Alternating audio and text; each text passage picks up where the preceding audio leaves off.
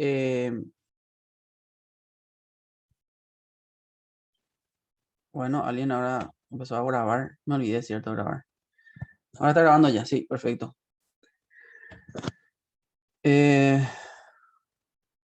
Cierto, Alem.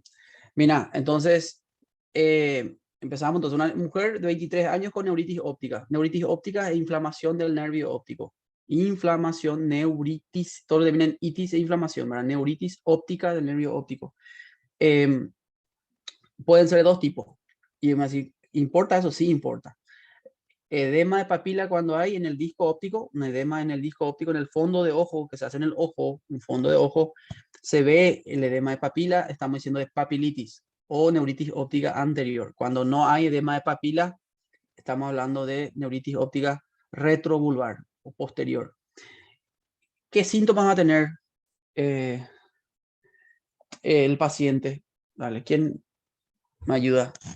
Si tiene inflamado el nervio óptico, ¿qué síntomas va a tener? Visión borrosa. Muy bien, Marcos. Envasamiento. Está envasado en portugués. Visión borrosa. Muy bien. La evaluación del segundo par, Marcos, ya que está activo hoy ahí, decime cómo se hacía la evaluación del segundo par. ¿Qué se evaluaba? La agudeza visual, vos dijiste ahora, bueno, después, Agudeza visual. eh, la visión de colores. ¿sí? No me acuerdo el nombre del test de las letras. NELEM, ¿sí? ¿Qué es la agudeza visual? Y la... Están dos. Campimetría por Ese te quería decir. confrontación y el fondo de ojo. No te olvides el fondo de ojo. Justamente estaba hablando yo del edema de papila, eso se ve en el fondo de ojo. Bueno, y dismetría y diacocinesia, ¿qué era? Allen Almada, gran ciclónico, decían vos, Allen, ¿qué es la dismetría y qué es la disdiacocinesia? Híjole, no me recuerdo, doctor. Ayuda, dismetría y disdiacocinesia. Andrea, Disdiacocinesia no era cuando no podía hacer movimientos alternantes, muy bien, muy bien. Escuché tu voz. ¿Quién es Jorge? ¿cierto? Jorge, muy bien. Excelente. Sí, cuando no puede hacer movimiento alternante, disdiacocinesia. Esto, no puede hacer esto. Así. Entonces el paciente hace, en vez de hacer así, no puede hacer movimiento alternante. O hacer estos movimientos o se hace sobre el muslo. ¿Sí? Pronación, supinación, pronación. Eso es disdiacocinesia. ¿Y dismetría? Jorge, ¿qué dismetría? No sé No si sería ahí va a responder. que no puede fijar la mirada, puede ser. No, no puede fijar la mirada. No, Ahora que no no. podían medir bien sus Dimetría que no movimientos. podía. Exacto. Ahí Sí, está. eso. Andrés me dice, no puede medir la distancia. Eso es dismetría. Muy bien. Cuando hace Exacto. ¿Sobrepasa o no? muy bien, muy bien. Ahí está el liberteño, ¿eh? Ahí vamos a Andrés. Entonces, así, después hacer la prueba de índice, nariz, ¿sí? Índice, el dedo índice está en la nariz, entonces se hace una prueba con el examinador que pone así su dedo, entonces hace esto. Y entonces la dismetría del paciente no puede medir la distancia y se pasa todo, ¿sí? O sin que el examinador ponga el dedo, también el paciente puede hacer esto, con ojos cerrados, ¿verdad? Entonces el paciente comienza a llevar los dedos hacia la cara, no puede medir bien la distancia, eso se llama dismetría. Y bueno, ahora vamos a ver aquí está. Miren este video.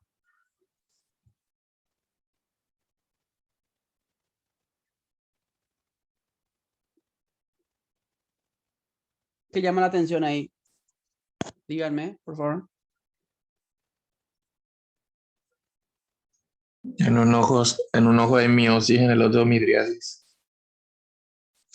¿Con qué? O sea, Marco, decime algo. Miosis ante el estímulo luminoso, ¿verdad? Muy bien. ¿Cuál hace miosis?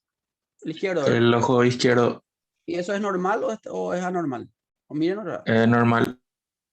el ojo izquierdo entonces es normal que haga miosis ante la luz. Sí, muy bien. Y el derecho hace una midriasis, ¿no? O sea, no se contrae luego. Pero cuando le pongo, esperen acá, un ratito. Cuando se le pone la luz en el ojo izquierdo, ¿el ojo derecho hace o no miosis? Miren otra vez. Sí, doctor. Sí, Sí. ¿verdad? ¿Por qué? Ahí, miren ahí, le está dando la luz acá. Este también se contrae un poco. Eso se llama, ¿cómo se llama, Alem? Ese reflejo. Consensuado. ¿Se acuerdan? Hay dos tipos. Está el reflejo fotomotor directo, que es la luz contra la pupila y hace miosis, ¿verdad? Eso es normal. Reflejo fotomotor. Segundo par aferente, tercer par eferente, parasimpático, eferente, ¿verdad? La información que o sea, genera la luz acá con una información y un impulso eléctrico, la traducción que ocurre en la retina, eso, porque hay fotorreceptores, lleva el impulso eléctrico hasta el tronco y ahí hace sinapsis también con el lado contralateral. Por eso hay un reflejo también en el ojo contralateral. Entonces viene el tercer par y provoca la miosis del ojo, el otro ojo, y se llama reflejo consensuado. Y el reflejo directo fotomotor es el del ojo estimulado, ¿verdad?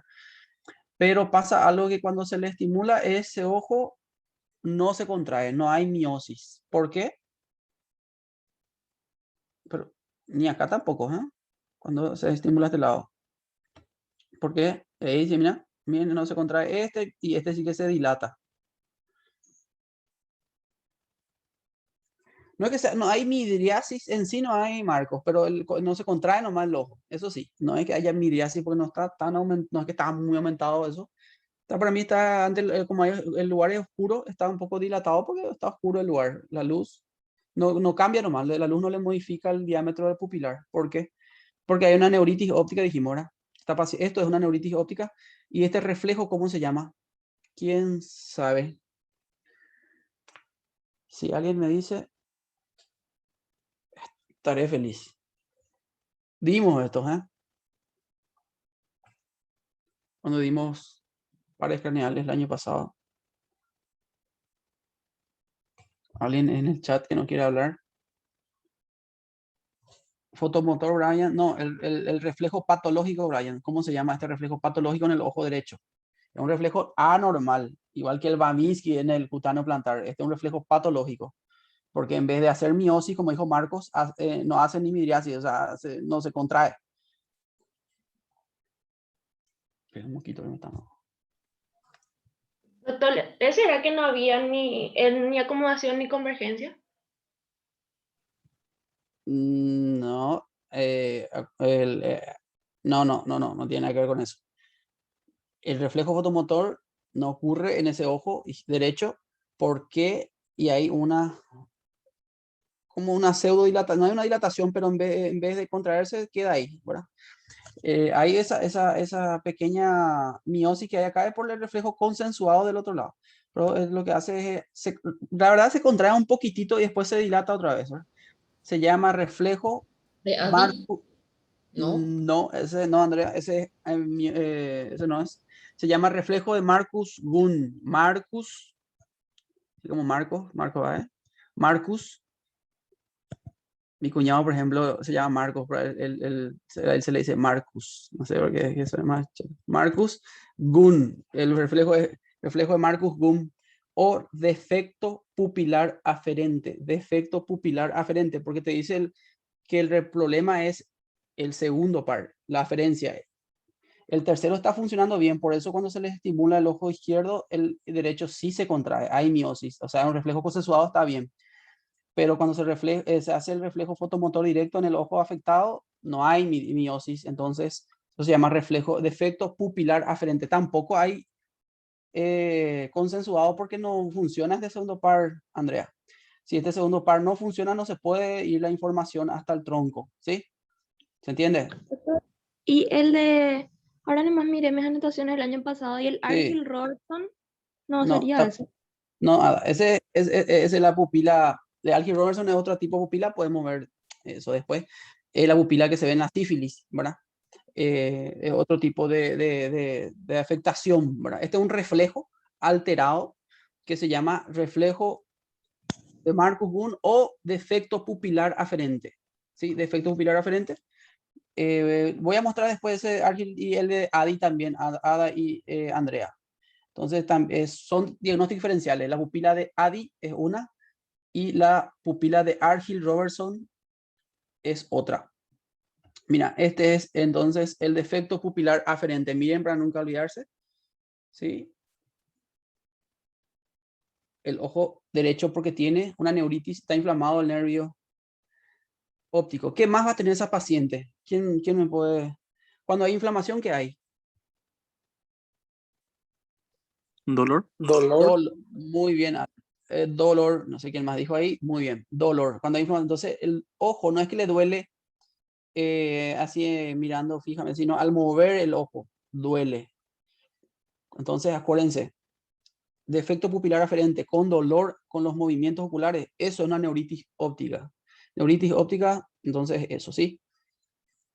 No dejen de preguntar eso, porque muchas veces ahí está el diagnóstico, paciente. La visión de colores, ¿cómo va a estar? ¿Quién sabe? ¿Va a estar afectado? Sí, sí, va a estar afectado la visión de color. Esta paciente refiere que no ve bien el color rojo, ¿sí? Un jefe de la residencia me acuerdo que tenía siempre su bolígrafo, decía que tenía que tener, y tenía su tapa roja, porque tenía para ver las neuritis ópticas, ¿verdad? Lo primero que el paciente refiere, visión borrosa y no ve el color rojo. Y dolor a los movimientos oculares, tiene dolor a los movimientos oculares. Y es solo un lado la afectación de esta paciente. Y para que recuerden que era la dismetría, miren este video, ¿sí? Tiene un temblor postural. Y cuando va a hacer la prueba índice nariz, tiene dismetría. Eso es dismetría, ¿sí? Dismetría, ahí está un video de ayuda nomás que quité de YouTube. Eso es dismetría. ¿Está bien?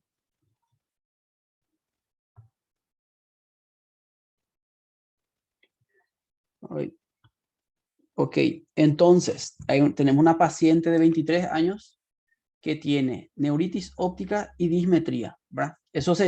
La neuritis óptica es el síntoma que le trae a la consulta, pero tiene en el hallazgo físico, por eso dijimos que hay que hacer el examen físico de los 3 ejes. El eje cognitivo está bien, el paciente está ubicado, orientado, está atento, está vigil. El eje somático, cuando le hiciste la motricidad, Allen benigno, estaba bien. Cuando le hiciste la sensibilidad estaba perfecto, pero cuando le hiciste la coordinación, Allen, encontraste dismetría y disdiacocinesia, alteración en la distancia de los movimientos, en la mano izquierda, y tenía alteración en los movimientos alternantes de la mano. Entonces encontraste eso, Allen, porque te acordaste que tenías que evaluar la coordinación, no solamente la fuerza y la sensibilidad. Entonces le hiciste coordinación, no se olviden de la coordinación. Entonces dijiste, bueno, algo en el cerebelo tendrá este paciente, pero el paciente no vino por eso, Alan. Vino por su neuritis óptica porque está viendo borroso, le duele el ojo, y cuando le exploraste también encontraste ese Marcus. Entonces tenemos un ataque clínico, que es la neuritis óptica, y tenemos 2 problemas que objetivamos. Uno en el ojo, el defecto pupilar aferente, y la dismetría, el síndrome cerebeloso. Esto le hace pensar en qué. En una paciente joven con neuritis óptica y que encontraste sin querer queriendo en el examen físico una dismetría y discocinesia, ¿tiene valor o no este hallazgo? Justamente puse este caso porque ayer yo le dije, no hagan caso a información irrelevante, ¿verdad? Pero en este caso sí es muy relevante ese hallazgo de la dismetría, ¿sí? Este hallazgo de la alteración cerebelosa en la mano izquierda es un hallazgo importante que hay que anotar como antecedente. Y hay que preguntar, ¿no te acordás que alguna vez lo tuviste esta mano torpe que no podías controlar? La verdad que no me di cuenta. Entonces, ¿cómo encontraste? Eso es objetivable, es objetivo el tema, no es subjetivo. Es objetivo, vos viste eso, pudiste determinar que tiene dismetría, pudiste determinar que tiene el reflecto pupilar aferente, tenés 2 déficits objetivos y un ataque clínico. Puedes decir, che, acá será que no hubo un brote anterior en el cerebelo y ahora está haciendo un brote ocular. Cuando hablamos de brote, ¿de qué estoy hablando? Un evento desmielizante acá, un desmielizante acá, mujer joven. Y el nuestro tema de hoy que es esclerosis múltiple, ¿verdad? Obviamente. Esclerosis múltiple es la principal enfermedad inflamatoria desmielinizante crónica del sistema nervioso central. Estamos hablando por eso dije que empecé por cerebro y médula, o sea, sistema central. Es un proceso inflamatorio que provoca lesión de la mielina, de los oligodendrocitos, y los axones. Actualmente ya se habla también que es una adhesión axonal secundaria y por eso se habla de neurodegeneración también. Antes decíamos solo que es una enfermedad inflamatoria, actualmente se le dice inflamatoria y degenerativa, pero con el tiempo, si hay muchos brotes, degenera también la neurona y provoca atrofia en el cerebro, por ejemplo. La persona generalmente tiene una predisposición genética, ya viene con defecto de fábrica, como me gusta decir, ¿verdad?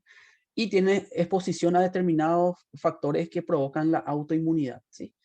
Es de origen multifactorial en síntesis, como en la mayoría de las enfermedades que les comenté ayer. Los síntomas dependen del sistema, es la zona afectada, ¿sí?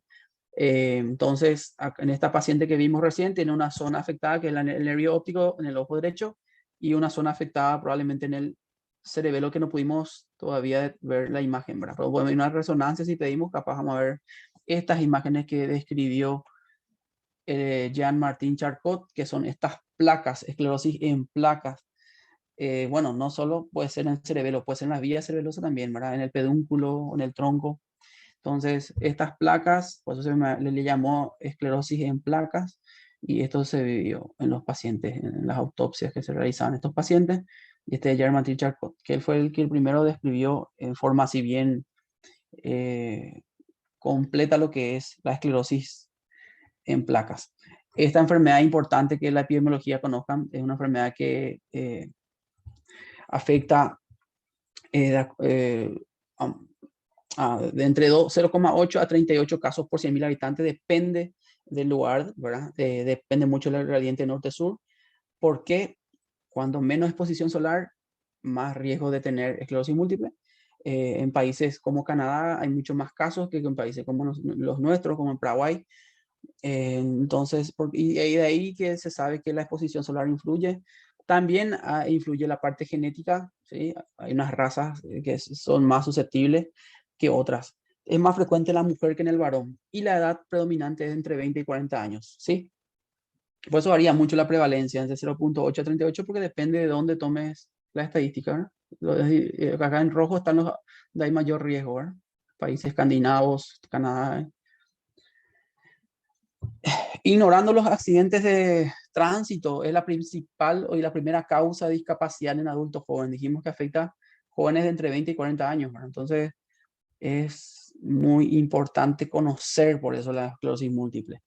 Los factores de riesgo son el déficit de vitamina D por la baja exposición solar, justamente, el hábito de fumar, y esto es lo que está demostrado también en los pacientes, se encontró en los pacientes con esclerosis múltiple que tienen altos niveles de anticuerpos contra el virus Epstein-Barr.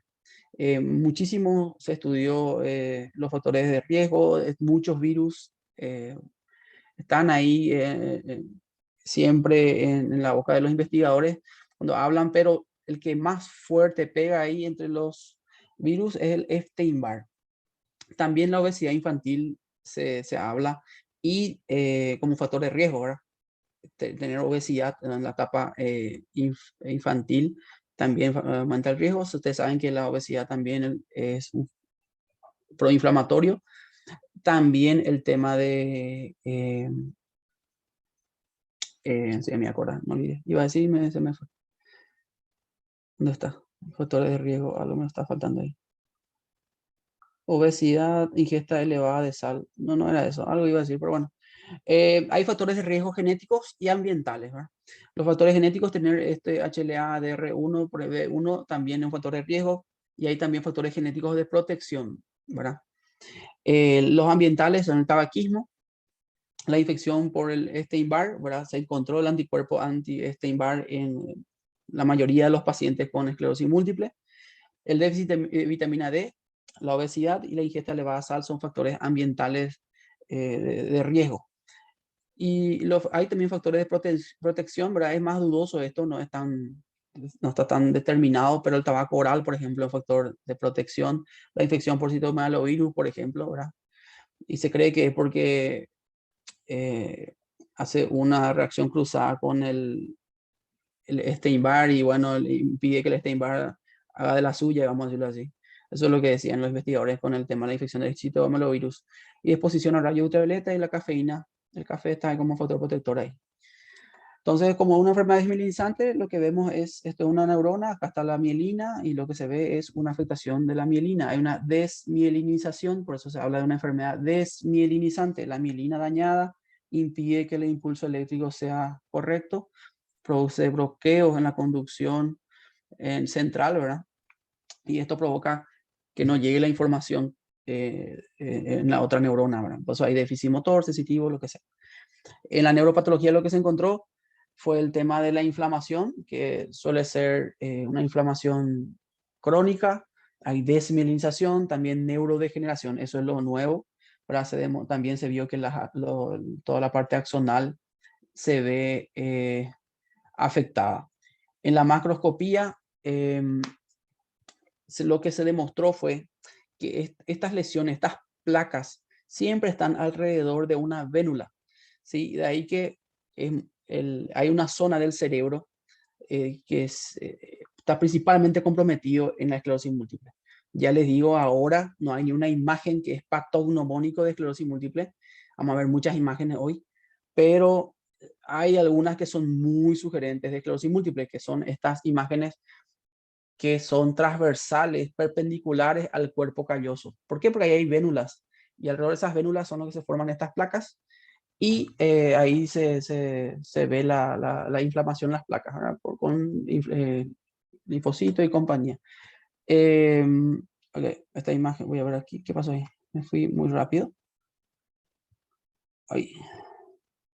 Ok, la inflamación entonces causa daños en los tejidos llamadas lesiones. Las lesiones pueden afectar entonces del cerebro, la médula o el nervio óptico.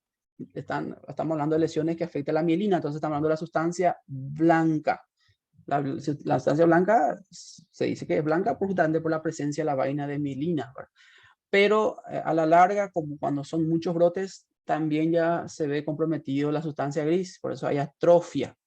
Actualmente los estudios en pacientes con esclerosis múltiple se tienen que hacer con la resonancia, también con la volumetría, se mide el volumen cerebral para ver si no hay atrofia. Entonces, la conducción se da por la vaina mielina y se ve afectada por las placas en esa zona, ¿verdad? Entonces, la inmunopatología es muy compleja, no se sabe bien lo que pasa, pero en síntesis hay factores genéticos, como ya dije, más factores ambientales que provocan la autorreactividad y la pérdida de la autotolerancia de los ciertos linfocitos B, T, y eso provoca la liberación crónica de mediadores inflamatorios, ¿verdad? Y lleva a la microglia, a los trocitos a que se inflamen, y lleva después los macrófagos y provoca la inflamación, ¿verdad? Eso no es el tema, vamos directamente a la parte clínica, ¿verdad? Eso ya dimos en Fisiopap. Hay tres tipos clínicos que deben conocer, ¿verdad? Tres tipos. Hay uno que está ahí con, ¿cómo se llama eso? Asterisco, que se llama el síndrome clínico, el radiológico aislado. Eso todavía no está aprobado como un tipo de esclerosis múltiple, pero vamos a hablar también de ese síndrome radiológico aislado porque es muy interesante. El primer tipo es el síndrome clínico aislado, que puede ser de alto o bajo riesgo, ¿sí? Un paciente con una neuritis óptica sola, yo le hago el diagnóstico de neuritis óptica, tiene visión borrosa, tiene dolor ocular a los movimientos, tiene reflejo de Marcus-Gunn o defecto pupilar aferente, no tiene otros síntomas, no tiene otros hallazgos, podemos decir es un síndrome clínico aislado, ¿sí? Ahora, ¿cómo voy a saber si es de alto o bajo riesgo a que pueda este paciente terminar en una esclerosis múltiple? Cuando hablamos de alto y bajo riesgo, es alto o bajo riesgo de llevar a una esclerosis múltiple. Porque no todas las neuritis ópticas son de tipo desmielinizante. Hay casos que son postinfecciosas, que no son autoinmunes, digo, pueden ser infecciosas por cualquier virus, ¿verdad? Y tengan en cuenta que la esclerosis múltiple es una enfermedad de descarte. Tengo que descartar primero las causas más frecuentes. Un paciente entonces, joven, mujer joven, con una neuritis unilateral, una neuritis retrovulvar, que sin edema papila, es más sugerente de EM, que, o sea, que pueda llevar eso, entonces de alto riesgo. Un paciente de 70 años, que empieza a ser una neuritis óptica, probablemente sea de bajo riesgo AM. Vamos a ver cuáles son los riesgos altos y bajos. Entonces, el síndrome clínico aislado es el primer episodio clínico sugestivo de un cuadro inflamatorio desminimizante. ¿Está bien? Ejemplo, neuritis óptica puede ser lesión de tronco, puede ser lesión de médula. Cuando hablamos, el segundo tipo es la forma de esclerosis múltiple recurrente remitente, que ya cuando hay dos brotes con diseminación en tiempo y espacio, y puede ser activa o no activa. Activa cuando no hay brotes radiológicos ni clínicos en el año, eso se llama no activa, y activa cuando sí hay brotes. Progresiva es un tipo que hay de dos tipos, las progresivas. Está la primariamente progresiva, que el paciente desde que inicia nunca tiene remisión, nunca mejora, empeora desde el inicio hasta con los años nunca hay una mejoría. Y la secundariamente progresiva es un paciente EM, esclerosis múltiple RR, que es el segundo tipo recurrente remitente. Hay remisión al inicio, pero luego empeora. Vamos a ver una imagen enseguida. El último, que no es un subtipo aprobado, pero se le considera siempre ahí, que el síndrome radiológico aislado. Es un paciente que yo le veo por cefalea, le pido una resonancia y encuentro lesiones perpendiculares al cuerpo calloso alrededor de una vénula. Encuentro una lesión sugestiva en la resonancia, pero es asintomática. Esa cefalea no es síntoma de esa lesión. Cefalea no da, estas lesiones luminiscentes no dan dolor de cabeza, porque el cerebro no duele, dijimos una vez, ¿sí? Bueno, entonces puedo hablar de un síndrome radiológico aislado en este paciente. ¿Qué hago en este paciente? Le hago controles. Al paciente le digo, tu cefalea no es por esto, encontramos esta lesión acá, es una lesión perpendicular al cuerpo calloso, alrededor de una vénula, llama la atención, es un RIS, síndrome radiológico aislado, y tenemos que hacerte controles. Le voy a evaluar bien el examen físico, los tres ejes, cognitivo, somático y pares craneales, y veo si no tiene ningún dato como la chica que vimos al inicio, no tiene una discometría, nada de eso, nada. Entonces puedo decir es un RIS. ¿El paciente le trato? No le trato. Eso le voy a repetir tal vez la resonancia a los 6 meses y le digo que venga a consultar cuando tenga algún síntoma neurológico. ¿Está bien? Entonces, el primer tipo es el SIS, el síndrome clínico aislado. Puede ser una neuritis óptica, una mielitis, inflamación de la médula es la mielitis, un síndrome de tronco como la neuritis, la neuropatía internuclear. Luego puede ser una neuritis, como ya dije, un síndrome cerebeloso, pues solo eso, un primer evento. Cuando ya hay dos eventos que están separados en tiempo, por lo menos un mes, ¿sí? Una neuritis con otra cosa, en dos sitios distintos, diseminación en espacio, estoy tirando eso porque eso vamos a hablar enseguida, hablamos de una esclerosis múltiple con recaída remisión, ¿sí? Entonces hay una recaída, hay una remisión, mejora al paciente. Recaída, por eso muchos de estos pacientes no son diagnosticados en forma temprana, porque estos pacientes tienen una neuritis óptica, no consultan o van al oftalmólogo, el oftalmólogo no es muy lúcido, le da unas gotas y el paciente mejora. Ah, mejoró porque me dio gotas. No, iba a mejorar nomás luego, iba a mejorar porque iba a desinflamar nomás luego. El paciente no consulta más, le va nunca al neurólogo. Y después de otros eventos, ya él sabía que tenía que usar tal gota, usa la otra gota en el otro ojo, usa la gota otra vez, mejora otra vez con el tiempo, y va a mejorar nomás luego con gota o sin gota. Y después que hace una mielitis, consulta, porque ese ya le asustó, ¿verdad? Porque él no pudo caminar y todo lo demás. Pero te habla que él tuvo un episodio que él no veía bien, tenía visión borrosa y le dolía el ojo. Bueno, entonces son episodios de recaída remisión y a veces ya vienen con muchos brotes encima, ¿verdad? Cuando estos brotes van ocurriendo sin parar, empieza el paciente a empeorar y a tener secuelas. Eso se llama secundaria progresiva. De este MRR con el tiempo termina en una secundaria progresiva si tiene muchos brotes. O una primaria progresiva es el que empieza así desde el inicio empeora. Por suerte es la menos frecuente.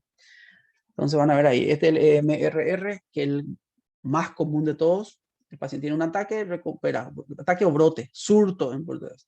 Y después tiene una estabilidad, mejora, tiene otra vez un brote, mejora otra vez y así, hasta que va empeorando y queda secuela.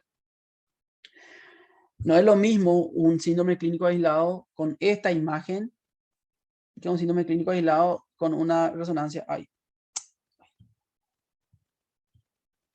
en la otra presentación que tenía, yo ahí le puse una resonancia normal también, pero no está acá. No es lo mismo, ¿verdad? Un paciente con neuritis óptica, vamos a hacer un ejemplo acá, neuritis óptica, y tenga esta imagen con estas lesiones aquí, que un paciente con neuritis óptica y una resonancia normal, ¿sí? Cambia totalmente. No es lo mismo una mielitis, una inflamación de la médula del paciente, se hace una resonancia de cerebro y también encuentran estas lesiones, no es, que una paciente con mielitis pero sin lesiones en el cerebro. Bueno, y lo mismo, ¿verdad? Siempre que encuentren estas lesiones en el cerebro, piensen que es un paciente de alto riesgo. Hay que de ese clínico aislado se vuelva una esclerosis múltiple. No, Andrés, no necesariamente que los periodos se hacen cada vez más cortos, ¿no? Generalmente un cuadro de inflamación en el cerebro o médula o nervio óptico mejora espontáneamente en 2 a 3 semanas más o menos, ¿sí? Nosotros usamos durante los brotes corticoides para que se desinflame más rápido, ¿verdad? Pero inicialmente ellos en 2 3 semanas recuperan, ¿sí? Entonces no puede ser un brote, ya que Andrés pregunta eso, no puede ser un brote, por ejemplo, un paciente te dice, yo tuve una visión borrosa y recuperé al otro día. Eso no puede ser. Eso no puede recuperar tan rápido una desmielinización, ¿sí? No es que la mielina se formó como por arte de magia ahí. No hay, eso no es una neuritis óptica. Neuritis óptica, entonces, si se recupera generalmente con 2 3 semanas. Te dice lo del paciente, yo me recuperé un mes, por ahí tardó, doctor. ¿Sí? Entonces, la secundaria progresiva es esto. Después de un periodo de cierta estabilidad, empieza a empeorar el paciente. ¿Sí? Y la primaria progresiva, el menos frecuente, el paciente desde el inicio nunca mejora, nunca recupera, no hay remisión.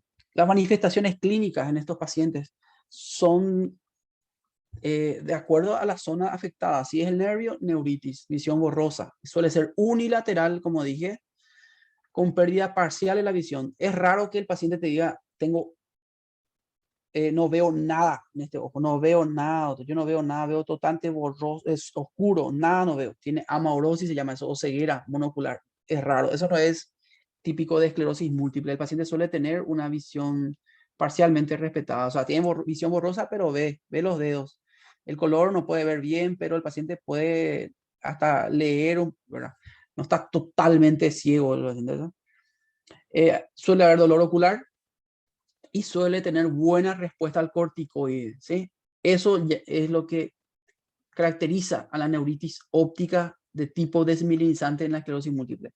Porque hay otra neuritis óptica que se ve en la NMO, neuromielitis óptica, o enfermedad de Vick, se llama NMO, neuromielitis óptica, es una enfermedad que antes en los libros de Farreras y Harrison y eso mostraba que era un subtipo de esclerosis múltiple. Se sabe que es otra enfermedad ahora, hace unos varios, o sea, 5 años por ahí ya se habla de la NMO como otra enfermedad. Es una enfermedad, esa sí es una enfermedad degenerativa, es más severa y generalmente la neuritis óptica es bilateral, suele ser anterior, hay edema de papila, es bilateral, anterior de edema de papila. Sí, hay dolor ocular, eso es cierto, pero pocas respuestas a los corticoides, no mejora demasiado. Y ahí sí la pérdida de la visión es mayor. El paciente, la pérdida de la visión es peor luego. Yo generalmente pienso en NMO cuando viene el paciente con neuritis óptica bilateral, edema de papila y es varón de 40 años más o menos. Ese no es una ese es una NMO probablemente. Y obviamente el cerebro va a estar limpio, no va a tener lesiones tipo esclerosis múltiple, porque la NMO hay neuromielitis óptica, o sea, hay un problema en el ojo y en la médula nomás, no en el cerebro. Esa es la NMO. Mielitis aguda, una inflamación de la médula. En la esclerosis múltiple suele ser incompleta, no agarra toda la médula, es parcial y es más posterior. Predomina los síntomas sensitivos porque es posterior, obvio. El síndrome del tronco encefálico suele dar una oftalmoplejía internuclear, se llama. Justo vi una paciente hace poco, pero la señora tenía 65 años o más de 65, una oftalmoplejía internuclear, no era EM. Entonces, no todas las oftalmologías internucleares son EM, pero en un paciente joven sí, ¿verdad? Normalmente es. Esta señora era de origen vascular, una señora diabética hipertensa que hizo un ACV isquémico en el tronco y hizo una astrombolesia internuclear, que se caracteriza por, vamos a ver un video enseguida. Puede dar visión doble también, si afecta a las vías de los oculomotores, ¿verdad? El vértigo también puede ser una manifestación de una esclerosis múltiple. Es un vértigo de tipo central, se habla. Hay nistagmus multidireccional en ambas direcciones, no se agota. Suele haber otros síntomas aparte del vértigo. Es muy raro que afecte, que solo de vértigo. Si un paciente tiene vértigo, sensación de giro, eso es vértigo, sensación de giro con náusea, vómito. Lo más común es que no sea del cerebro ni cerebelo, sea del oído, ¿verdad? Y cuando pensar que es tronco, van a encontrar otros síntomas asociados. Porque ahí están todos juntitos. Le dije que el tronco es chico, entonces si agarra una vía cerebelosa o vestíbulo cerebelosa ahí en el tronco, agarra también otro par craneal. Entonces va a tener más de un par afectado. O va a afectar la parte sensitiva o motora, ¿verdad? Va a haber un síndrome alterno, ¿verdad? Trastorno motor, paraparesia, debilidad de ambas piernas, tetraparesia también puede ser, si es en la médula cervical. Puede ser monoparesia, puede ser también. Hiperreflexia, obviamente, si afecta la vía piramidal, como le comenté ayer. Dolor es más raro que el paciente venga por dolor y sea una esclerosis múltiple, pero esos pacientes suelen tener dolor, se quejan de dolor en los pies, pero generalmente son pacientes que ya están diagnosticados, es los que más tienen dolor neuropático. Pero acá lo que hace hincapié cuando se habla de dolor es, no van a pensar ahora todo paciente con dolor pienso en esclerosis múltiple, no. Lo que tengo que hacer es, en un paciente que tiene dolor neuropático crónico, no mejora con nada, está vagando por ahí con muchos especialistas, háganle un examen físico de los 3 ejes y de ahí si encuentran alguna dismetría, un Babinski, bueno, pídanle una resonancia completa. Pero si no tiene nada de que le haga sospechar otra cosa, no a todo paciente con dolor le van a pedir ahora resonancia de cerebro y médula, Dios mío, son 5 millones más o menos de guaraníes que van a gastar al santo, pues. Espasticidad, pacientes que tienen un síndrome piramidal, tienen lo que dijimos ayer, una espasticidad realmente, que se dice síndrome de la navaja, ¿verdad?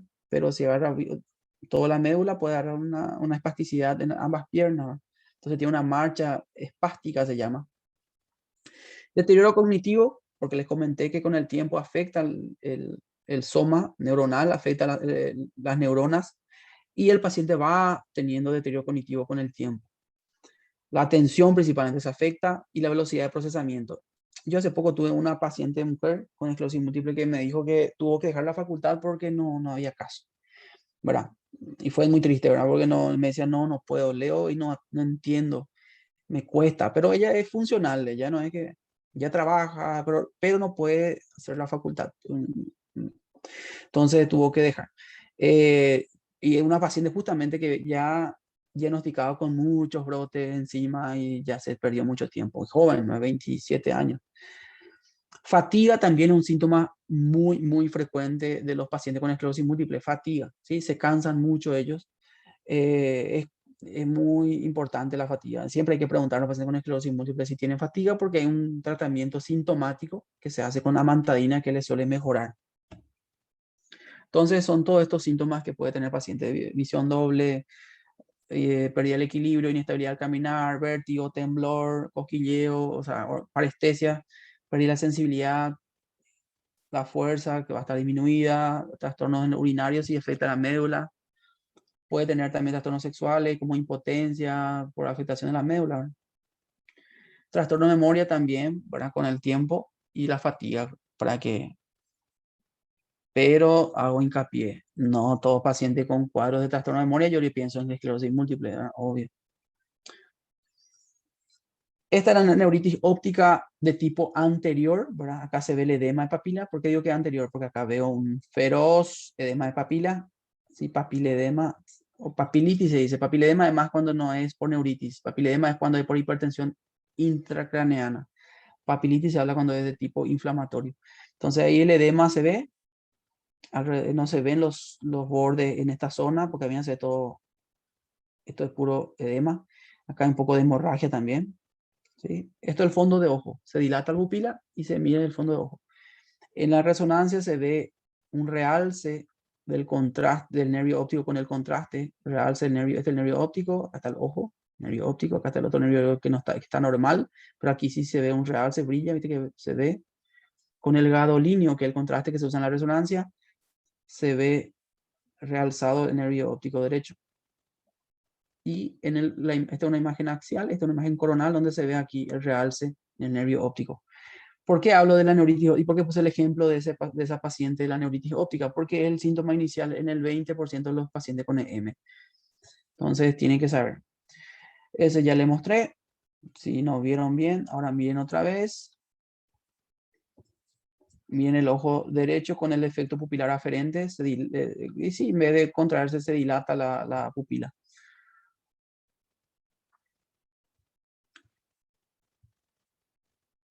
Ok, cuando hablamos de una neuritis óptica de alto riesgo, una neuritis óptica que alto riesgo de desarrollo de esclerosis múltiple clínicamente definida. Pacientes adultos jóvenes, sexo femenino, presentación unilateral, dolor ocular, disco óptico normal, porque le dije que lo más común es que sea retrovulvar, que el edema papila no haya, y la resonancia que sea anormal, obviamente esa resonancia que puse ahí que tiene varias lesiones. Y lo contrario en el bajo riesgo, desde niño, sexo masculino, bilateral, no tiene dolor ocular, que el disco óptico esté edematoso, como vi recién, o mostré recién. ¿Por qué es importante saber el riesgo? Porque se hizo un estudio por 10 años en pacientes que tenían neuritis óptica y vieron que el riesgo de desarrollar EM globalmente es de 38%, pero depende. Si es con esta resonancia, sin lesiones, esta resonancia normal, y es una neuritis óptica retrovulvar, porque acá no tiene edema papila. Miren, acá no hay edema papila. Este no hay edema papila, este es normal. Sin lesiones, 22% es el riesgo de tener esclerosis múltiple clínicamente definida. Pero con lesiones, más de una lesión, 56% el riesgo. Aumenta el riesgo, obviamente, con resonancias anormales. La mielitis se ve así, una imagen en placa, se ve aquí en la médula.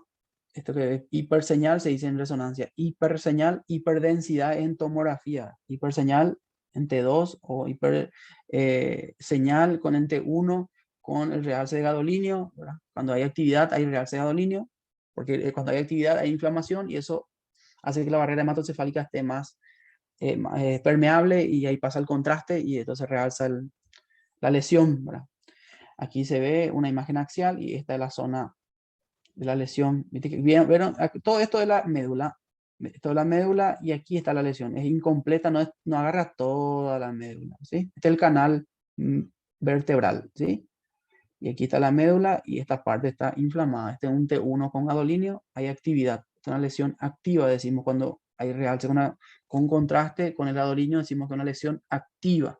Cuando es blanca solamente en T2 y no realza con el contraste, decimos que es una lesión crónica. Esto es un signo muy característico de lesión en la médula cervical.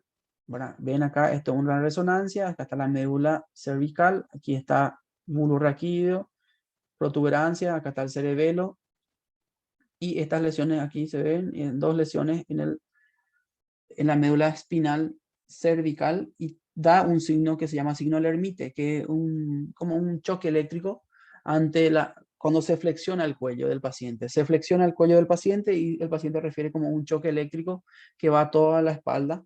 Eso te indica generalmente un cuadro mielopático, no te dice que es esclerosis múltiple, te dice nomás que hay una mielopatía, algo medular, ¿verdad? Y que puede ser esclerosis múltiple, obviamente si el paciente es joven y tiene síntomas de neuritis y le encuentra esto, se llama signo de Lermite, ¿sí?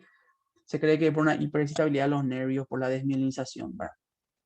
Signo de Lermite, entonces, es ante la flexión del cuello, hay como un choque eléctrico a nivel de la espalda. Cuando decimos que una esclerosis múltiple es de alto riesgo para desarrollar esclerosis múltiple clínicamente definida, ¿qué dije? Cuando una mielitis transversa, perdón.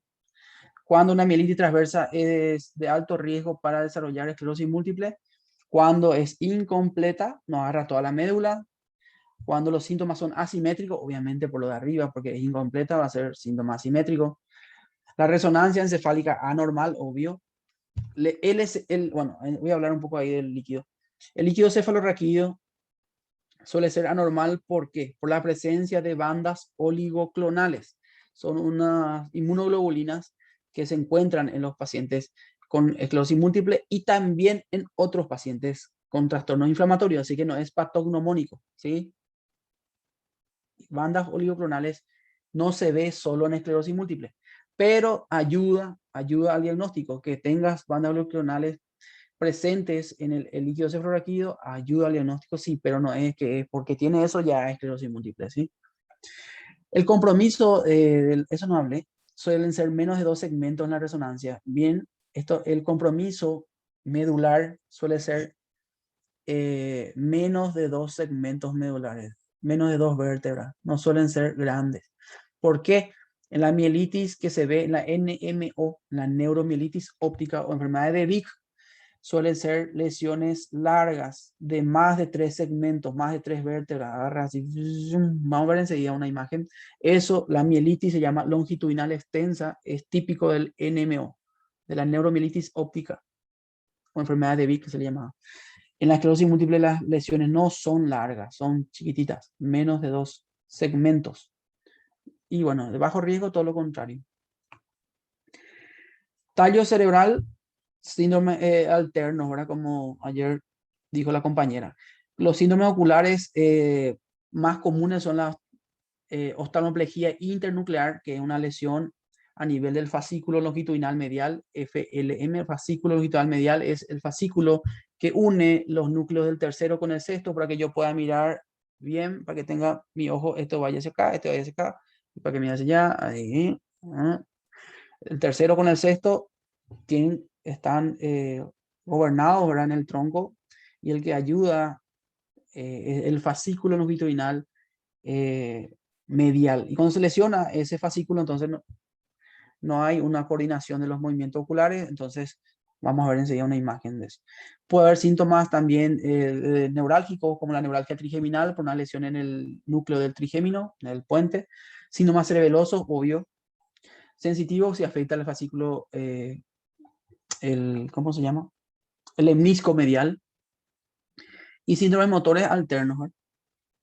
Bueno, esta es una astroplejía. Miren esta imagen, es una astroplejía internuclear.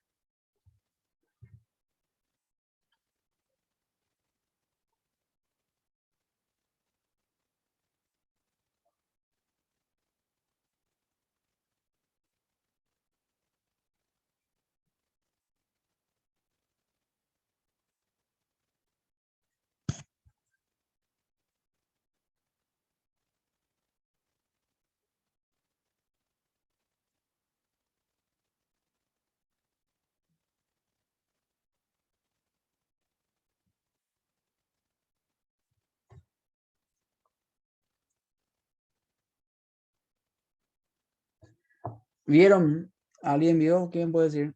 ¿Qué se vio ahí?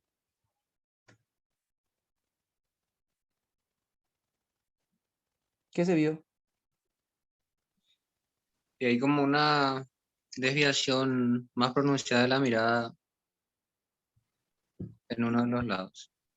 Sí, Humbert, muy bien. Hay un movimiento anormal, Humbert, ¿verdad? Cuando vamos a mirar otra vez, mira. Eso se llama nistagmus o nistagmo o nistagmus, ¿verdad?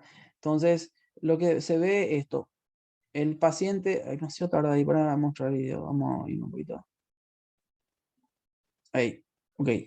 Cuando mira hacia allá, hacia la izquierda, acá hacia los, miren, va a mirar, el médico le hace esto y ahí hace nistagmus. Miren acá este ojo izquierdo, hace este movimiento anormal oscilatorio que se llama nistagmus, es involuntario, y este ojo queda en el medio. Mira, este ojo no viene totalmente hacia acá, Humbert. Entonces el ojo tiene problemas, porque es el tercero, y este es el sexto, ¿verdad? Tiene problemas, entonces hay un nistagmus. No se puede controlar, no se puede coordinar los movimientos, entonces acá hay nistagmus también, y este queda en el medio también. Eso se llama osteo internuclear. Esto es bilateral, de los dos lados luego. Puede ser solo de un lado o es bilateral. ¿Sí? Esto se habla de lesión del fascículo longitudinal medial. Esto ya vimos, vamos a ver ahora esta. Acuérdense, el síndrome cerebeloso da una marcha característica, una marcha ebrio con aumento de la base de sustentación. El paciente no hace falta que le haga cerrar los ojos, por eso no hay romber en el cerebeloso. Con ojos abiertos ya tiene esta marcha atáxica, se llama ataxia cerebelosa. Entonces, una marcha atáxica tipo cerebelosa o marcha de ebrio. El paciente camina con las piernas muy abiertas, tiembla. Temblor es también típico del cerebeloso, seguramente tiene dismetría también la señora, seguramente tiene dishidracocinesia. ¿Se entiende, verdad? Esto ya vimos que la... Ok, no se olviden de los cuadros de síndrome piramidal. Es típico, que era la vía piramidal, ¿se acuerdan? Si no se acuerdan, era la vía esta que descendía de la corteza motora, descendía en el bulbo, se decusaba, iba por el cordón lateral y hacía sinapsis con la segunda motoneurona. Y vamos a ver un repaso neuroanatómico. Ahí están las neuronas que dan sus axones, y va descendiendo por una radiada, cápsula interna, cruza al otro lado, ya le dije ayer. Esta es la vía piramidal. Cuando se lesiona esta vía en cualquier parte, si hay una lesión acá, acá, acá, dijimos que da estos signos, que es el signo de Babinski al estimular la planta del pie en forma lateral, el dedo va hacia arriba. Hay una extensión del dedo hallux y una abducción de los otros dedos, eso se llama signo de Babinski. Acá hay también una sincinesia. Este es un reflejo normal. El cutáneo plantar, hay una flexión, eso es normal, pero este dedo, miren otra vez, el signo famoso, signo de Babinski, o reflejo cutáneo plantar extensor se le dice. Reflejo cutáneo plantar extensor o Babinski. ¿Sí? No se dice Babinski positivo, eso ya leí una historia clínica. No, ¿cómo que Babinski positivo? Babinski presente, está bien, ¿verdad? O pónganle la forma correcta, ya ahora reflejo cutáneo plantar extensor. Reflexor es normal, extensor es anormal, con abducción de los otros dedos. Si hay lesión en la vía piramidal, también puede haber este movimiento involuntario que se llama clonus, cuando se le hace la posición del tobillo, por ejemplo, el paciente comienza a hacer este movimiento en el pie, se llama clonus, ¿sí? Cuando hay lesión de la vía piramidal. Esto era síndrome piramidal, si se acuerdan del año pasado, en semio dimos. Ok. Bueno, y acá está la lesión que no es típica de esclerosis múltiple, sino típica de NMO, que es la lesión longitudinal extensa, esta de la médula, que es la mielitis longitudinal extensa, MLE. Mielitis longitudinal extensa, esto, mira, de acá viene la mielitis hasta acá, miren, hasta allá ni se ve esto. Toda la médula casi está inflamada. Todo esto blanco es inflamación. Hiperseñal en T2 a nivel de la médula y agarra casi toda la médula. Esto es más de EM, son lesiones más pequeñas, menos de 2 segmentos, como placas. Estas lesiones son típicas de EM, lesiones así perpendiculares, ¿sí? Acá, sí, perpendiculares cuando está así. Este paralelo, perpendicular al el cuerpo calloso. Hay varias lesiones ahí, ¿sí? En sustancia blanca. Estas lesiones que está acá en el diencéfalo, acá en el tálamo, hipotálamo y aquí en la parte posterior del bulbo, no es típico de M, esto es típico de NMO. Esto es típico de neuromielitis óptica o espectro NMO se le dice ahora porque el espectro puede ser, el paciente puede tener solo mielitis longitudinal sin ninguna afectación del nervio óptico y tener el anticuerpo positivo. Hay un anticuerpo que es muy importante acá, muy específico, que es el anticuerpo aquaporina 4. Aquaporina 4 es un anticuerpo que se pide en sangre, no en LSR. También se puede pedir en LSR, pero el de sangre, que se hace en sangre es mejor por un método que se llama el CBA, que es el método que hacen los bioquímicos. Y si sale positivo, podemos decir que el paciente tiene un espectro NMO, sin que cumpla los dos criterios mayores que son la neuritis y la mielitis, solo que tenga uno más antiaquaporina 4 positivo, espectro NMO. Y se trata como igual que una NMO totalmente ya consolidada. Bueno, ¿qué pregunta Andrew? ¿El calor puede iniciar un brote o empeorar? Cierto, Andrew, muy bien. Puede empeorar, no iniciar, pero puede empeorar. Hace poco, justamente tuve una paciente, mujer, se casó y se fue a su luna de miel, eso fue en 2019, no fue hace poco, 2019 fue antes de la pandemia. Y me escribe después, doctor, empeoraron mis síntomas, no sé qué, y estaba en la playa. Obviamente en el calor empeoran los síntomas, no da brotes. Entonces el paciente, yo no le asusto con el calor, lo único que le digo es, ojo, si te bañas con agua muy caliente, tus síntomas pueden reaparecer, pero no es que sea un brote, ¿sí? No es que no le va a provocar inflamación nueva. Se reactiva nomás, parece ser, no se sabe lo que pasa. pero esa zona donde hubo lesión como que se reactiva, ¿verdad? Pero no hay una inflamación. Entonces, el calor suele ser enemigo de los que tienen esclerosis múltiple. Sienten más síntomas, sus síntomas otra vez aparecen, te dice doctor otra vez, pero generalmente no, siempre, para que sea brote tiene que durar más de 24 horas. Y para que sea pseudo brote o fenómeno de UTOF, se llama lo que está preguntando Andrew, fenómeno de UTOF, dura menos de 24 horas, ¿sí? Bueno. Diagnóstico. Se usa siempre los datos clínicos apoyados por el examen físico, o sea, historia clínica, examen físico, métodos auxiliares, ¿verdad? Como en todo. Y lo importante en el examen, en la historia clínica, ¿cuál era que lo dije yo? Diseminación en tiempo y espacio. Ya son las 7, un poquito más y vamos. Clínica, historia clínica y exploración física. La historia clínica, preguntar antecedentes. ¿Ya tuviste un cuadro similar en el ojo? ¿Tuviste un cuadro similar en la pierna? De falta de sensibilidad, adormecimiento que duró 1, 2, 3 semanas, debilidad de ambas piernas, paraparesia, disfunción esfinteriana, unos tembleques ahí o que no podían caminar. Obviamente eso importa por la diseminación en tiempo y espacio que decimos en clínica. Imagen en la resonancia, ¿vieron la importancia de la resonancia? ¿Verdad? Ver las lesiones en el cerebro y la médula ayuda muchísimo. Los potenciales evocados cada vez se usan menos, pero por el tema de la resonancia, ¿verdad? Pero los potenciales evocados son estudios donde yo estimulo con la luz el nervio óptico y con un electrodo que está acá detecto la señal como un potencial de acción, ¿verdad? Y eso se llama PCM, porque el potencial evocado generalmente aparece a los 100 milisegundos, ¿verdad? Y eso está alterado en el nervio inflamado, óptico inflamado. En el LCR dijimos las bandas oligoclonales son muy importantes. La analítica se hace para descartar otra enfermedad sistémica. Acuérdense, esclerosis múltiple es una enfermedad de descarte, no es una enfermedad frecuente, entonces tenemos que descartar otras posibilidades. ¿Por qué? Porque ya se vio de bastante pacientes con esclerosis múltiple que son diagnosticados y tratados con esclerosis múltiple y se le hace una buena historia y a veces tiene lupus, ¿verdad? Y lo que tiene son lesiones asociadas al lupus o al síndrome de Sjögren, ¿verdad? Entonces son estos 3 pilares en el diagnóstico clínico: diseminación en tiempo, o sea, 2 brotes por lo menos, mínimamente 2 brotes, separados por lo menos un mes. No son 2 brotes si yo tengo en el mismo día una lesión en el ojo desminimizante y en la médula, eso no son 2 brotes, tienen que estar separados por lo menos un mes para decir que son 2 brotes, que hay diseminación en tiempo. ¿Por qué? Y así, ¿por qué pasa, doctor, si yo encuentro que un paciente tiene neuritis óptica y tiene mielitis? ¿Qué entonces? ADEM, hay una enfermedad que se llama ADEM, que se llama encéfalomielitis diseminada aguda, es postinfecciosa, suele verse más en niños. La diseminación en espacio es 2 lugares distintos, como la chica que vimos al inicio, la paciente que tenía neuritis óptica y cuadro cerebeloso. ¿Hay diseminación en espacio? Sí hay, porque hay 2 zonas distintas.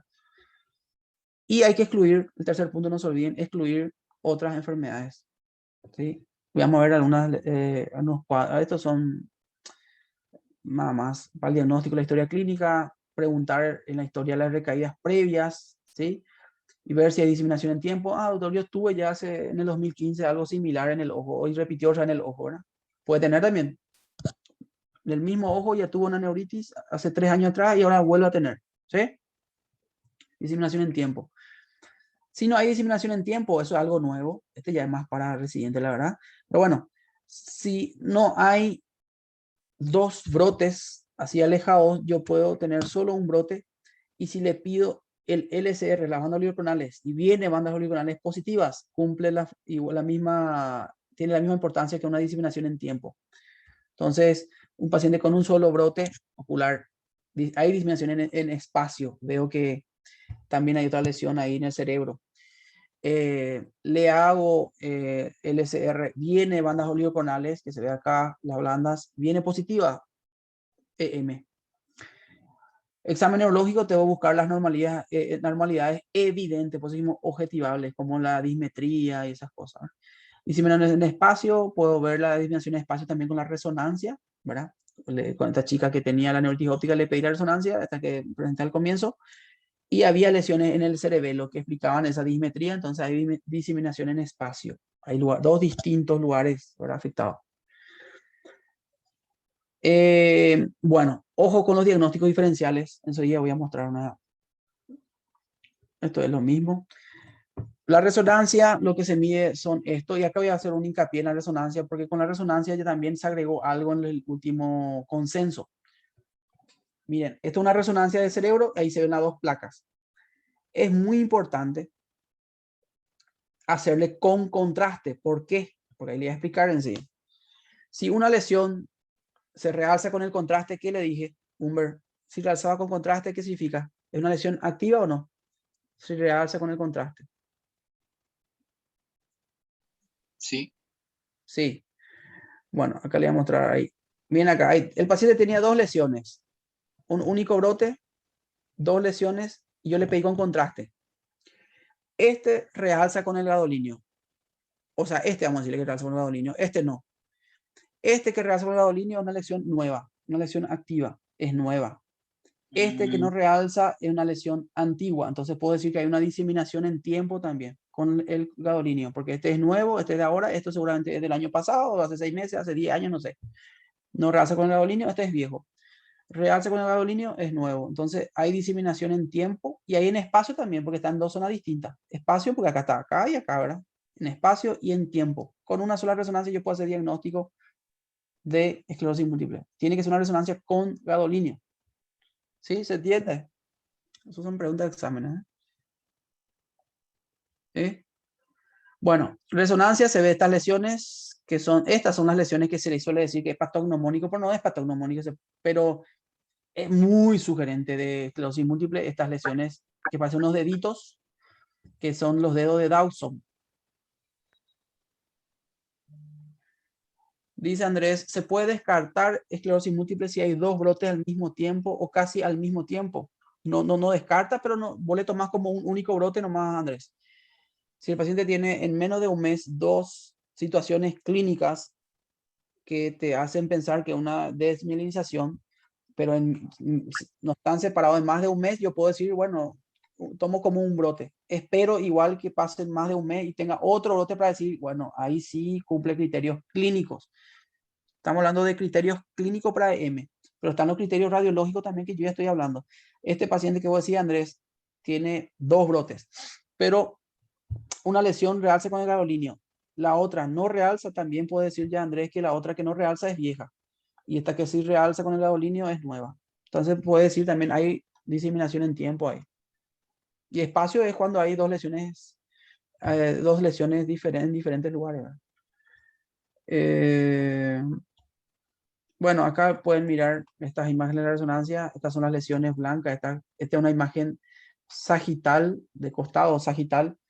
Y se ve acá el cuerpo calloso y ahí están las lesiones perpendiculares al cuerpo calloso, que son estas lesiones ovoideas, que se llaman hiperseñal entre dos dedos de Dawson. Acá se ven las lesiones también en el FLAIR, secuencia FLAIR, es donde se le quita el líquido subarráquido. Esta es una secuencia FLAIR, porque se le atenúa el LSR.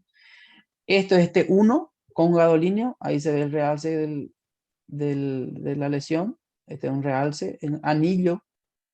Esta lesión, por ejemplo, hay que hacer diagnóstico diferencial con toxo, por ejemplo, ¿verdad? Porque pasa más una toxoplasmosis, ¿verdad? Pero acá tienen lesiones perpendiculares. Acá, miren. Esto es este 1 con gadolinio, hay actividad. Acá, por ejemplo, Andrés, mira Andrés Cataldi. Acá hay realce en otra zona también. No significa que no sea M. Esta es una M solo que hizo mucha actividad en el mismo tiempo. Acá hay realce en esta lesión también. Acá esta lesión tiene blanquita. Se ve ahí el realce, acá también, pero este es en anillo, ¿verdad? No significa que es descarte. Hay mucha actividad, demasiada actividad nomás hay acá. Pobre paciente, ¿verdad? Mucha actividad hizo acá. Yo le cambiaría su medicamento si está con un medicamento, le daría uno más fuerte, ¿verdad? También se ve esto. En el T1, sin gadolinio, se puede ver los black holes, se llama, agujeros negros, miren acá. Agujeros negros, son huequitos ahí, que tienen LSR nomás ya. Son espacios ahí donde hay LSR. Gliosis se llama eso, gliosis. Miren esta lesión. Imagínense un cerebro así. Obviamente el paciente va a tener trastorno cognitivo, ¿eh? La información ahí eléctrica, estoy pensando, voy a leer algo y no sé, está medio jodido este cerebro. Obviamente va a tener entonces lesiones, va a tener probablemente toda la atención y compañía.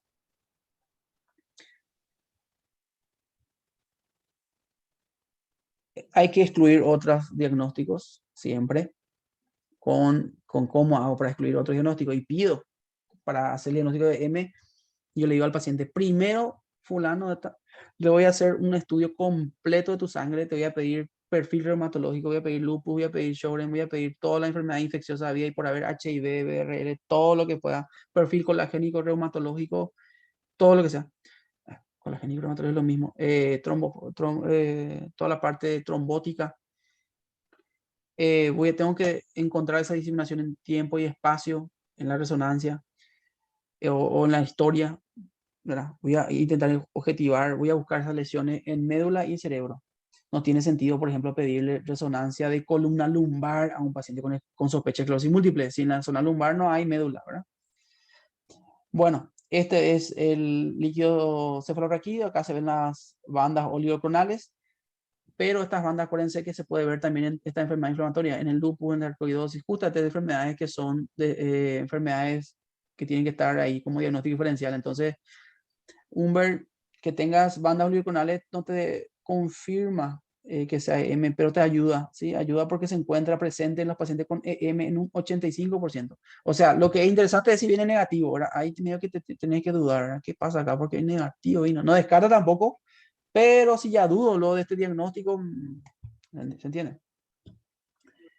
Me habló el doctor. Sí. Después, acá están los potenciales evocados. Este es un potencial evocado, se le pone así un dámero, un monitor que tiene una tabla de ajedrez ahí que se va moviendo, estas lucecitas. Y el ojo capta esa imagen y se tiene que formar un potencial aquí por un electrodo que se pone aquí en la zona occipital. Y acá se ve en el monitor el potencial, el P100, que aparece el potencial a los 100 milisegundos, ¿verdad? Latencia acá está justamente la tienda de P100 prolongada, la morfología normal.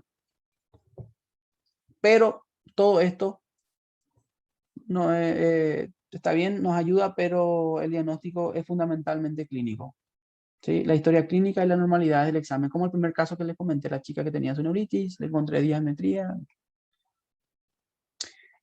No es fácil. La experiencia clínica es fundamental. Yo tengo casos muy difíciles que le envío a mis colegas más experimentados, ¿verdad? Que hacen lo de esclerosis múltiple. Entonces, porque hay que interpretar bien eso que el paciente te comenta como un cuadro previo. Si no puedo objetivar, yo le creo, pero bueno, hasta ahí. Tampoco no es que, porque el paciente me dijo, no, si yo me acuerdo muy bien que tuve un adormecimiento en mi pierna izquierda, pero eso es muy subjetivo. ¿Cómo voy a saber que él realmente no siente? No digo que me esté inventando, pero si no se puede objetivar,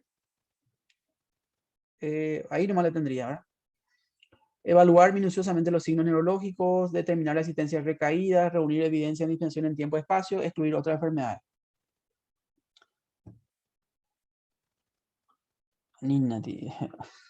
Bueno, exclusión de otras enfermedades, reconocer características no sugestivas de M, sí, ¿verdad? Cuando la resonancia normal, por ejemplo, o un examen físico totalmente normal, tiene que hacer pensar que una bandera roja, este no es M, es un examen físico totalmente normal, rarísimo.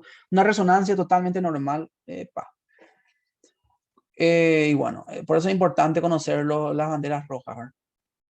Bandera roja decimos esta que te ayuda a excluir. M, esclerosis múltiple o no esclerosis múltiple, ahí es la cuestión, ¿verdad? Estas lesiones parecen mucho de M, pero si me dicen que es un paciente de 75 años diabético hipertenso, voy a decir, no, esto es por su diabetes y por su hipertensión, ¿sí? Estas lesiones blanquitas que son acá es por microangiopatía, se llama eso. Paciente migrañoso que consulta y con migraña con aura y se hace una resonancia y encuentra estas lesiones, puede ser por su migraña. Migraña puede dar lesiones que hacen sospechar una esclerosis múltiple muchas veces. Entonces es normal lesiones en el cerebro en pacientes añosos, pacientes de 80 años, es normal que encuentren un poquito de lesiones en el cerebro, enfermedades cerebrovasculares, pequeños vasos, paciente hipertenso, diabético, sarcoidosis, lupus y así, muchas enfermedades que pueden dar imágenes parecidas. Porque hay que siempre pensar en diagnóstico alternativo. eh, en un centro de esclerosis múltiple de Estados Unidos. Ellos reciben pacientes con un diagnóstico de esclerosis múltiple de otros centros. Vieron que de 103 pacientes, 70% no eran esclerosis múltiple y estaban diagnosticados como esclerosis múltiple. Eran diagnóstico alternativo, ¿verdad? Entonces, hay que ojo con eso.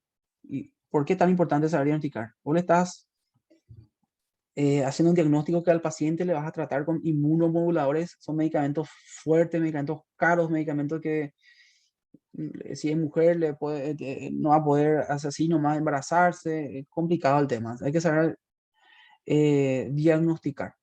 Lo mismo que la epilepsia. Siempre cuando hablo de epilepsia también no es porque yo le hago nomás el diagnóstico de epilepsia y ya, bueno, que tome si quieres valproico, no pasa con nada. No es así. El paciente se embaraza y el bebé tiene malformaciones, ¿qué vas?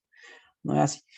Entonces, banderas rojas de esclerosis múltiple, examen neurológico normal, enfermedad localizada que nunca pase de una neuritis óptica. Eso también, que haga, por ejemplo, hace 10 años yo ya tuve una neuritis óptica, me dijo mi médico que tuve neuritis. Hace 5 años yo tuve otra vez en el mismo ojo y ahora tengo otra vez, siempre en el ojo nomás. Hay que dudar, puede ser ya otra cosa también. Puede ser una esclerosis múltiple que se afecta recurrentemente el nervio, pero si siempre ahí no hay, nunca avanza, dudosa. Que progrese del inicio, a no ser que sea una M primariamente progresiva, o que inicie antes de los 10 años o después de los 55, a pesar que existe en niños también y en mayores de 55, pero es raro. Que sea un paciente que se le diagnostica después lupus. Yo tenía esclerosis múltiple y ahora me diagnosticaron lupus. Lo que sí se suele ver es que en algunos pacientes con esclerosis múltiple se puede tener también miastenia gravis, ¿sí? Antecedentes familiares positivos. Voy a dudar. Esclerosis múltiple no es una enfermedad genética hereditaria.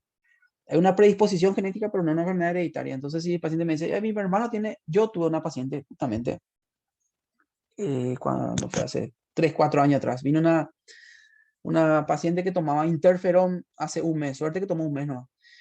Interferón, y cuando caminaba era esclerosis múltiple, hablaba era esclerosis múltiple, todo era esclerosis múltiple. Le examiné, parecía esclerosis múltiple. Mujer joven, 36 años.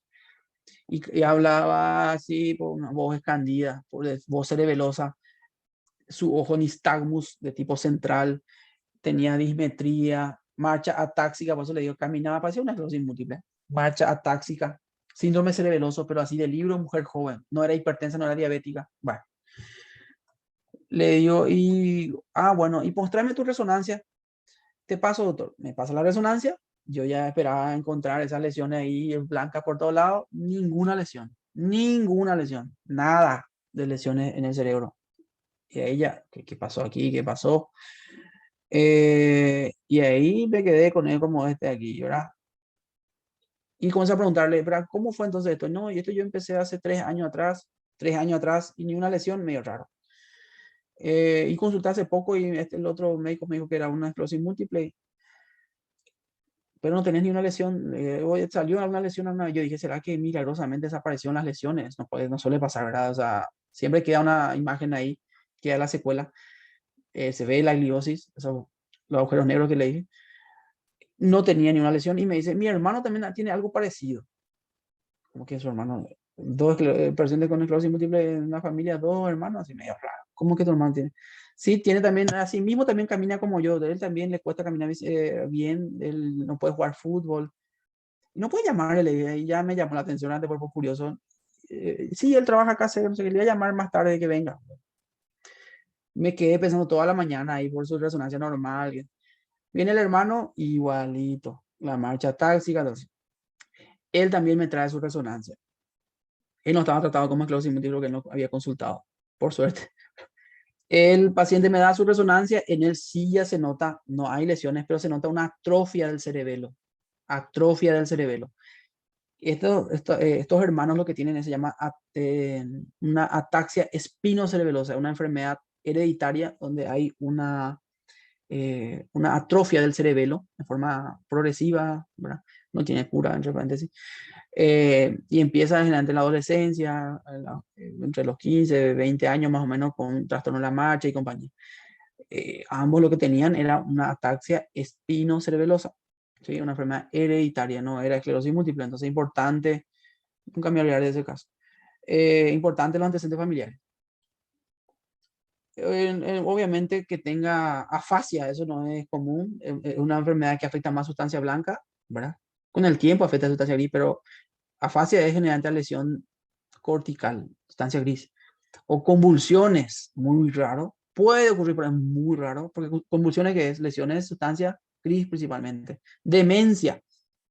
Con el tiempo puede tener un deterioro cognitivo muy importante el paciente, pero con varios años de esclerosis múltiple va a tener un cuadro demencial que ocurre, sí puede ocurrir, pero un paciente de 30 años de esclerosis múltiple no tratado con múltiples lesiones, sí, ¿verdad? Pero así que en 2 años después de diagnosticado tenga demencia, no va con esclerosis múltiple.